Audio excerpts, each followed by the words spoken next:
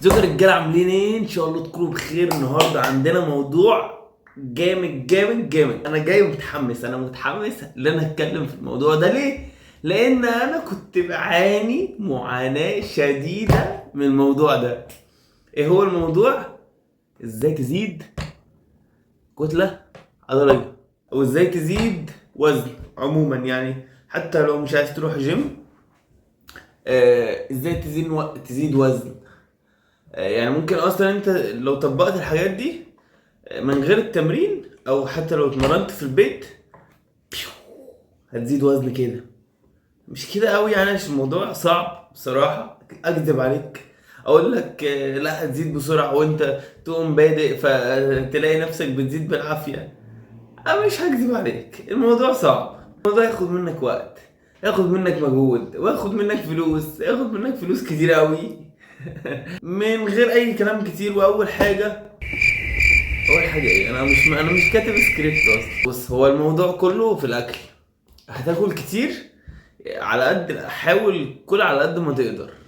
يعني بص، اهم حاجه بالنسبه لي فرقت معايا قوي بصراحه، خلتني ازيد فعلا 24 كيلو. ايوه 24 كيلو ده رقم حقيقي. انا زدت 24 كيلو، كنت 56 كيلو ودلوقتي انا 80 او 79 حاجه زي كده. سنه طويله يا جماعه على فكره، فمش باين عليا يعني. انا بص خلاص، انا قفلت الكادر فعشان كده انا مش باين عليا. الرقم ده على فكره ممكن يغير جسمك. لا هي ممكن يغير جسمك بجد بجد. انت جسمك هيغير. ممكن واحد اصلا يشوفك بعد الزياده دي كلها ما يعرفكش، والله ما يعرفكش. وانا حصلت معايا ناس قالت لي ايه ده حمزه انت غيرت جامد، انا ما عرفتكش يا حمزه، ما شاء الله ايه ده. فلا الموضوع يستحق ويستاهل بجد بجد. الموضوع يستاهل. انت بص، يعني عايز اقول لكم يا جماعه، لما تعمل جسم هتلاقي ان اي هدوم هتلاقي عليك قوي كمان. يعني هتبقى حلو قوي عليك. يعني حد عادي ممكن تبقى حلوه شكلها حلو، لكن عليك تبقى حلوه قوي كده، جنتل كده، شكلك جامد، شكلك روش. فالموضوع يستحق يا جماعه والله. والموضوع يستحق يعني المثابرة، ويستحق التعب، ويستحق الصبر، وكل الكلام ده. انا ليه بتكلم كل ده؟ عشان اقول لك الموضوع صعب بس يستحق. نرجع بقى للاول خالص، الاكل. انا من الحاجات الصراحه اللي فرقت معايا قوي، ويعني كنت اتمنى ان انا عملتها من الاول. انا لسه مطبقها قريب، وان انا بدات احسب سعراتي وبدات اوزن الاكل. ما كنتش بعمل كده، ولا كنت بحسب سعراتي، ولا كنت بوزن اكل. وانا كنت بقى اروح الاكل الموجود ايه اكله. طول الفترة اللي فاتت كنت بعمل كده. ما عملتش كده ليه؟ ما اعرفش الصراحة. مش عارف انا ما وزنتش الاكل ليه من زمان، ليه ما حسبتش سعراتي من زمان، مش عارف. فلا يا جماعة، ما تعملوش زيي. جيب ميزان صغير اللي هو ب 100 و 180 ولا 200 جنيه، هتلاقيه رخيص يعني. واوزن عليه الاكل، كل وجباتك حلو، واحسب سعراتك، ودخل السعرات دي. السعرات اللي هتطلع دي حط عليها 200 300 سعرة او 400 لو انت رفيع، قوي.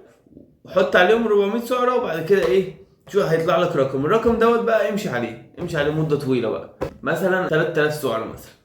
ال 3000 سعره دولت بالزياده هتاخدهم كده. انا عندي هياكلوا ايه النهارده كذا، خلاص هات قسم بقى انت ال 3000 سعر على الوجبات بتاعتك بتاعت اليوم. هتفرق معاك جدا جدا جدا جدا، هتنقلك بجد. فعلا يستحق. هو موضوع غلس شويه، وممكن كمان يعني الاهل ما يتضايقوا من الموضوع ده. بس واحده واحده فاهم، هيبداوا يتعودوا كده والدنيا هتظبط. تاني حاجه، التمرين بشده عاليه. تمرين بشده عاليه، مش قادر اقول لكم مهمه قد ايه. خش اتمرن هات اخرك. الكلام ده والله انا ما كنتش اعرفه يا شباب، فيعني انا بقول لك الكلام ده ببلاش بجد. التمرين بشده عاليه هينقلك في حته تانية خالص. واعمل بروجريسيف اوفرلود، تدرج في الاوزان. يعني مثلا النهارده 15 9 عدات، المره الجايه 15 10 عدات او 11 عده، وهكذا بقى تقعد تزود تزود تزود تزود تزود تزود تزود، وما تغيرش تمارين كتير بقى. ما انت مش هتعرف تزود الاوزان غير لما تثبت التمرين. بعد التمرين بشده عاليه اتمرن بمجاميع قليله، ما تتمرنش مجاميع كتير، ما تتمرنش العضله 800 مجموعه في اليوم و8 9 زوايا. لا لا لا لا لا بجد كل ده ملوش لازمه، والله والله كل ده ملوش لازمه. انا مرنت ناس كتير قوي، وانا ذات نفسي لما جربته على نفسي ما جابش نتيجه، بل بالعكس كمان في ناس بيأثر عليها بالسلب، ومفاصلها بتوجعها وبتأثر على نفسيتها كمان، عضلاته بتوجعه، ما بيعرفش اوزانه بتقل. فالتمرين مجاميع كتير مش حلو، مجاميع كتير اللي هو مثلا فوق ال 15 مجموعة زيادة شوية، 15 اقل يكون احسن، 13 حلو، 12 حلو. انت بقى ايه، جرب على نفسك كده وشوف ايه انت بتستشفى في قد ايه.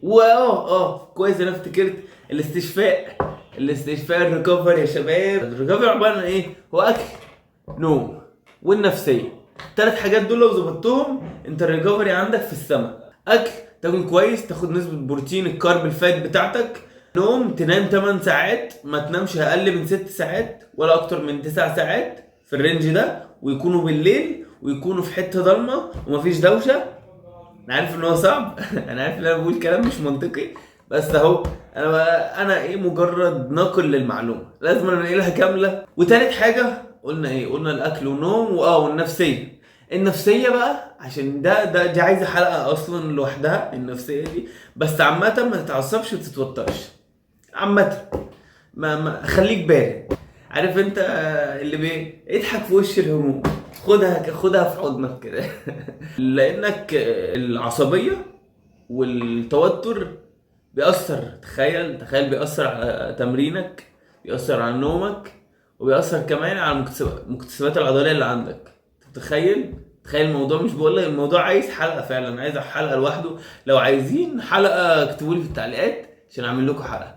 فلا الموضوع مش صغير، الموضوع مؤثر قوي، فما تتوترش ما تتعصبش.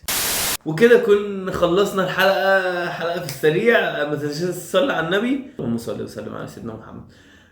واعمل لنا لايك وكومنت وتعليق كده، ايه لايك وتعليق وكومنت، روق علينا وهسيب لك رابط الانستجرام لو عايز تبعت لي اي حاجه. وما تنساش كمان ان في عرض على التدريب اونلاين 25% خصم، عشان نعمل بقى التحول الجامد دوت وتريح دماغك من كل الكلام اللي انا قلته دوت، وتشترك معايا واريحك انا، واعمل لك كل حاجه جاهزه، تمرين وتغذيه، وابقى معاك كل يوم. مع السلامه.